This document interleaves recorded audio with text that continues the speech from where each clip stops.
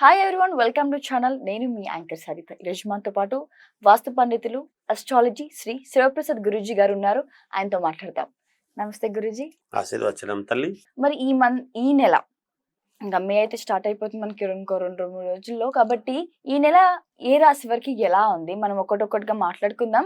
ప్రధానంగా అంటే ఒకవేళ వాళ్ళకి ఆ రాశి నుంచి ఏమైనా ఇబ్బందులు ఉంటే తగు చర్యలు కూడా మీరు మాకు వివరించండి. తప్పకుండా. గురుగారు, తదుపరిగా తులా రాశి వారికి ఈ నెల ఎలా ఉంది? శ్రీ మహాగణాధిపతయే నమః. ఐం మహాసరస్వత్యే నమః. శ్రీ లలితాంబికాదేవియే నమః. తులారాశి వారికి ఈ మే మాసమంతా కూడా ఎలా ఉంది అంటే చాలా మహాద్భుతముగా ఉండబోతూ ఉన్నది. ఊహించని విధముగా కొన్ని అవకాశాలు కలిసి వచ్చేటువంటి విధానము ఉన్నది.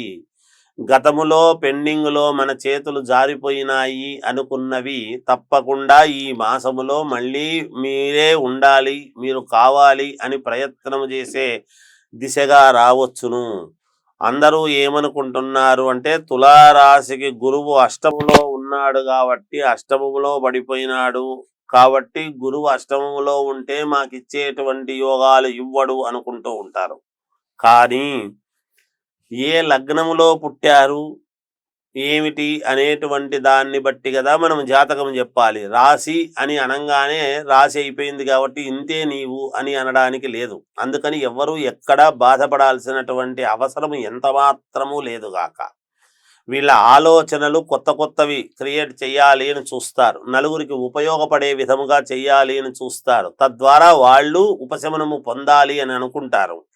ఇంతవరకు ఏది పట్టుకున్నా మాకు జరగలేదు, కొన్ని ఇబ్బందులు వచ్చినాయి గతంలో, కొంతకాలం బాగా జరిగింది, ఒక్కొక్క నెల ఇబ్బంది అవుతుంది అనుకునేటువంటి వాళ్లకు ఈ మాసము ఒక మంచి ప్రాతిపదికన ఒక ఉన్నతమైనటువంటి ఆలోచన చేసి దీనికి అనుకూలముగా ఈ సంవత్సరం అంతా కూడా జరిగే విధముగా ఒక ఫౌండేషన్ వేసుకోవడానికి పనికొస్తుంది తులారాశి వాళ్లకు. అలాగే మాకు ఈ పనులు కావు అని వదిలిపెట్టినవి కాస్త మళ్ళీ అనూహ్యముగా అప్రయత్నముగానే పనులు జరగటం, కీలకమైనటువంటి విషయాలలో కొన్ని నిర్ణయాలు తీసుకోవటం, మంచి నిర్ణయాలు. ఇలా కొంతమంది కొత్త వ్యక్తులు భాగస్వామిగా మేము ఉంటాము అని చెప్పి రావటము, ప్రతిపాదనలు చెయ్యటము, కలిసి చేద్దాము అని. స్త్రీ మూలకముగా కలిసొచ్చే విధానముగా ఉన్నది వీళ్లకు. ఏ స్త్రీ అయినా కావచ్చు, భార్య చెల్లెలా, తల్లె, అత్తగారా, ఇంకొకరా అనేటువంటిది ఉండదు ఇక్కడ. ఎందుకంటే ఎవరు తప్పుగా తీసుకోరాదు అని కొంత క్లారిఫికేషన్ ఇస్తున్నాం. స్త్రీ వలన అంటే స్నేహితురాలు కూడా కావచ్చును గాక, ఒక స్త్రీమూర్తి వలన యోగవంతమైనటువంటి ఫలితాలు పొందబోతారు ఈ మాసములో వీళ్ళు అనేటువంటిది ఉన్నది. అలాగే ఒక దేవాలయానికి వెళ్ళినప్పుడు కానీ, ఒక క్షేత్రానికి వెళ్ళినప్పుడు కానీ అక్కడ ఏదో ఒక జ్ఞానోదయము లాంటిది కావటము, లేదా ఎవరైనా కనపడి ఒక మాట చెప్పడం లాంటిది కానీ ఏదో ఒక రకమైనటువంటి ఇది కలిగి వీళ్ళ జీవితంలో ఒక మార్పు జరిగే అవకాశము ఉంటుంది గాక. ఎందుకు? గురువు అక్కడికి వచ్చినాడు కాబట్టి. ఒక రకంగా వృషభ లగ్నానికి, తులా లగ్నానికి అధిపతి శుక్రుడు. గురువు ఇచ్చేటువంటి ఫలితాలు అందువలన ఇప్పుడు శుక్రుడి యొక్క స్థానంలో ఉన్నాడు కదా, మనకు ఎలా అష్టమంలో అని అనుకుంటూ భయపడుతూ ఉంటారు. అందుకని ఏమి ఇబ్బంది లేదు, అనుకూలవంతమైనటువంటివే ఇస్తారు. లగ్నాన్ని బట్టి చెబుతాము కాబట్టి ఎవరైనా సరే వాళ్ళ వ్యక్తిగతమైనటువంటి జాతకాలను పరిశీలన చేసుకుంటే మేలు జరుగుతుంది గాక. ఇక విద్యార్థులకు చాలా బాగుంది, యోగవంతముగా ఉన్నది, అనుకూలవంతమైనటువంటి ఫలితాలు సాధించి తీరుతారు గాక. మంచి ఉద్యోగాలు కావాలి అనుకునేటువంటి వాళ్లకు ఉద్యోగాలు లభిస్తాయి, ప్రయత్నాలు చేసుకోవచ్చును. విదేశాలకు వెళ్ళాలి అనుకునేటువంటి వాళ్ళు కూడా ఆ ప్రయత్నాలు చేసుకోవచ్చు, వెళ్ళే అవకాశాలు ఉన్నాయి.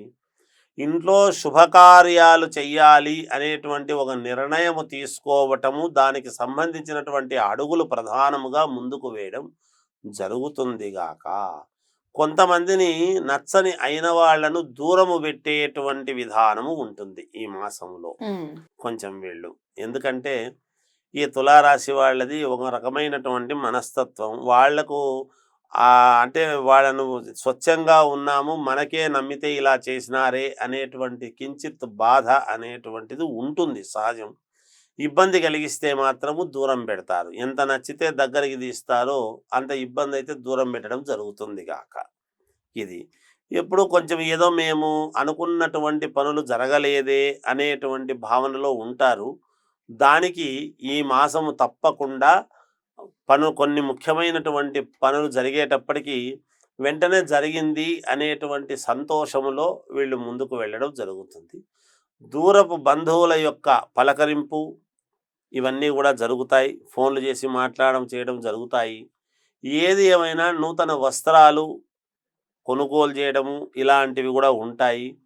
యథావిధిగా మామూలుగా వ్యాపారాలు చేసుకునేటువంటి వాళ్ళకు యథావిధిగా లాభసాటిగా వచ్చేటి వస్తూనే ఉంటాయి.